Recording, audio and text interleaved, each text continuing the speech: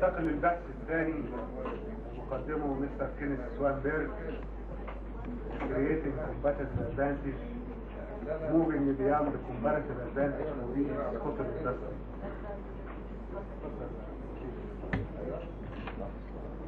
I'm sorry, but I'm going to have to speak in English. Many of you have these things. If you can give them to your neighbor who doesn't speak English, then some of you will be able to hear in Arabic what I'm trying to say. One of you like. So I have one here for somebody. For you. My talk is on reaching for competitiveness in the Egyptian cotton textile sector. And I think we're halfway there. I think this giant that we've been talking about is beginning to stir. We have to become competitive in all parts, all stages of the textile industry. We know we have comparative advantage with our cotton, our Barbadance cotton. How do we become competitive in the whole industry? Dr. Lobna has been talking about Michael Porter's model of the diamond and how other countries have achieved competitiveness. And he published this in a book, Competitive Advantages of Nations. I've applied this methodology to many products in the developing countries. You'll see a list of some of them. Snow peas in Guatemala, beans, green beans in Kenya, and vanilla beans in Sri Lanka, and there are many more there. The developing countries can become competitive in some of these products. Let's take a closer look at what this model says. The key thing, I think, in the model is what Dr. Porter said, is that we have to pursue relentless change and constant improvement. Complacency is the scourge of comparative advantage. Porter identifies the 4 points of the diamond that Dr. Lobna has been talking about. The firm structure, the production factors, the related industries, the cluster, and the demand. So let us go on and talk about each of these. Before I get into the 4 points, I wanted to have you recall the talk that Michael Fairbanks gave, it must have been a year ago, at one of our earlier conferences on competitiveness. And Michael Fairbanks wrote a book called Plowing the Sea, and he looked at several products in Latin America, South America.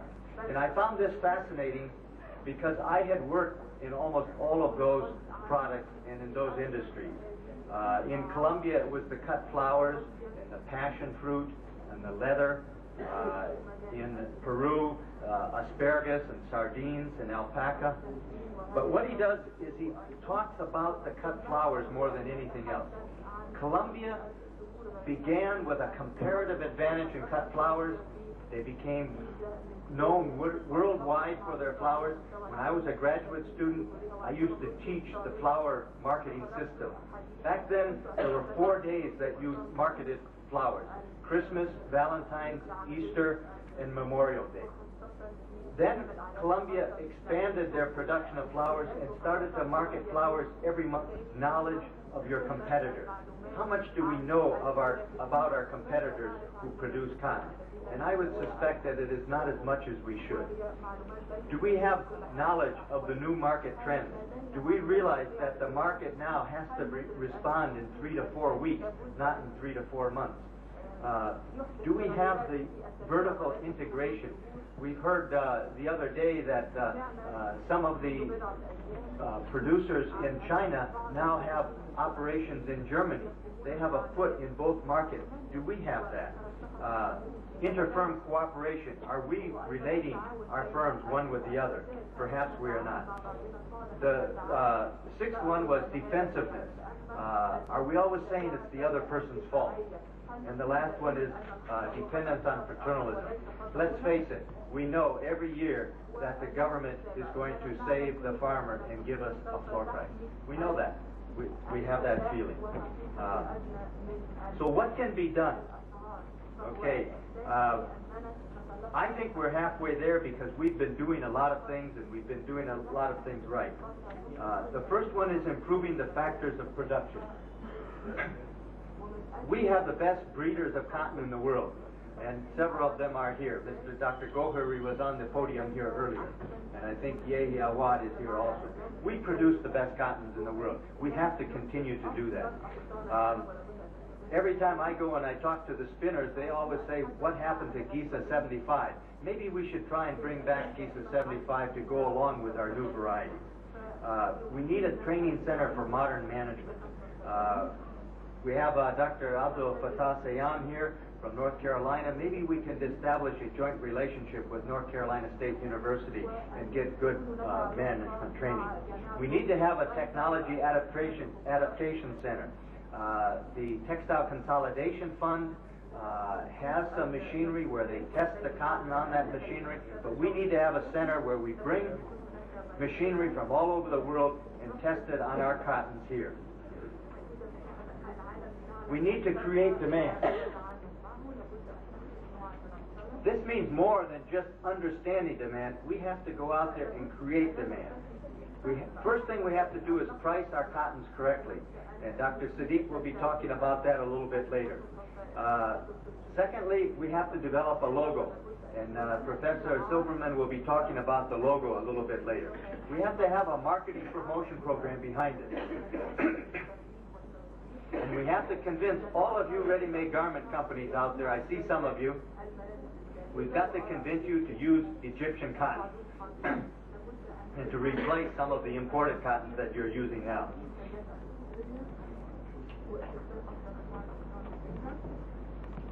In terms of developing a cluster, some of the things that we don't have right now are in the area of developing more in terms of machinery repair and manufacturing. Maybe we can get a company to come out and do that.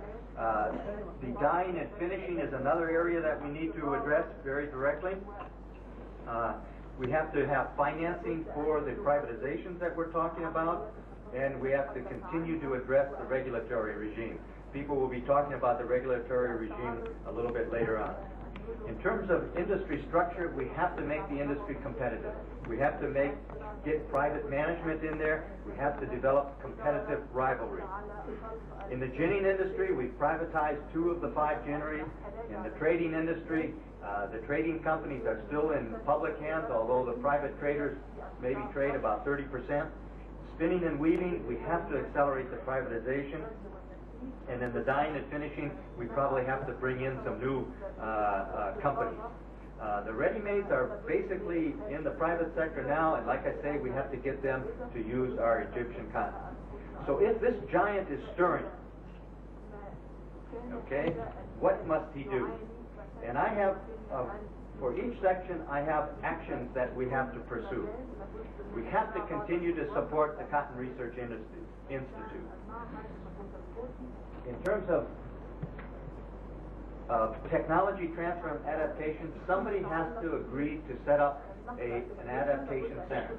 Maybe one of the universities can do it, where we can have the machinery and then we can adapt them to our cotton. We also need that management training institute. We've talked about technology improvement and quality control. One of the things that we found is that would help immensely would be to clean up our textile factories. The blow rooms have problems that we drag the cotton along without tiled floors, and the cotton gets dirty, simply dirty.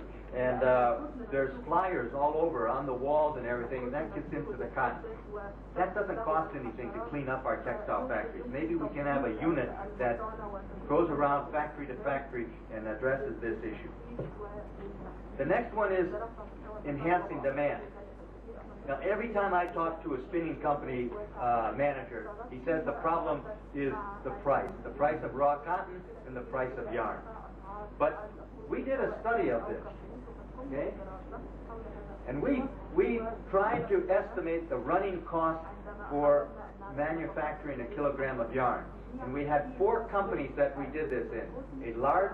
One of the large firms that has a very high labor cost, one of the standard public firms, one of the firms that is under an anchor investor ownership at the moment, and a firm that is under a lease.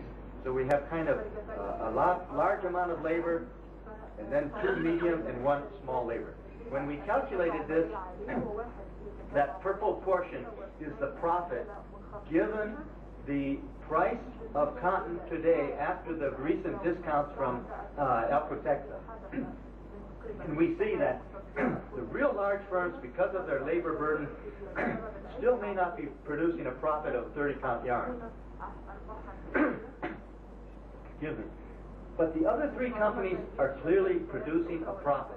And this is based on the price of the TCF price of cotton for the 30-count yarn. So that from a price perspective, we can produce and make a profit with the current prices in today's market in Egypt. This is, I think, a first time that we've been able to qualify this and to make this statement. So the problem is not the cost of the input.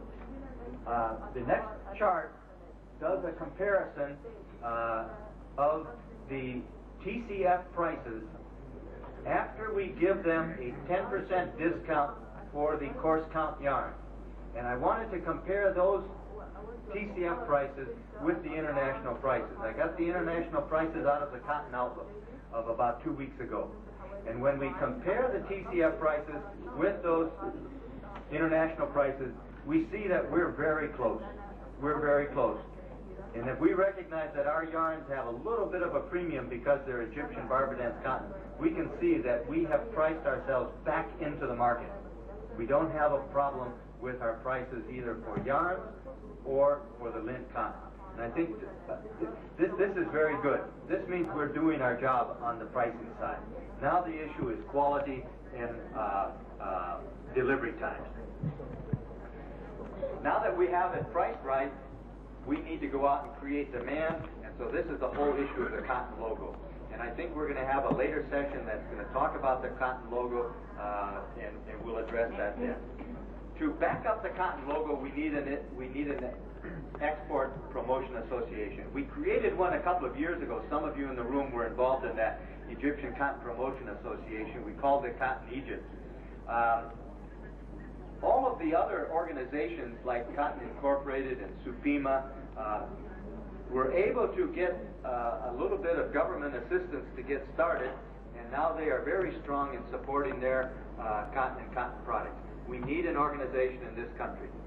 I don't care whether it's called the Cotton Egypt, the Export Promotion Association, whether it's Dr. Gokhari's Cotton Council, whether it's the Textile Commodity Council, whether it's Dr. Hagag's Alcotexa, whether it's the Textile Consolidation Fund. Let's decide. One of these organizations has to provide the promotion and the backup for developing this cotton logo. And it's up to you to decide which one it is and to give it the support and funding that it requires. The holding company chairman have wisely created a company recently to provide technical assistance through management contract to 6 companies. I think they've hired some Indian turnaround experts. I think this is very good to get some of our companies on strong footing before we move to privatization. We need to do this for the other companies as well.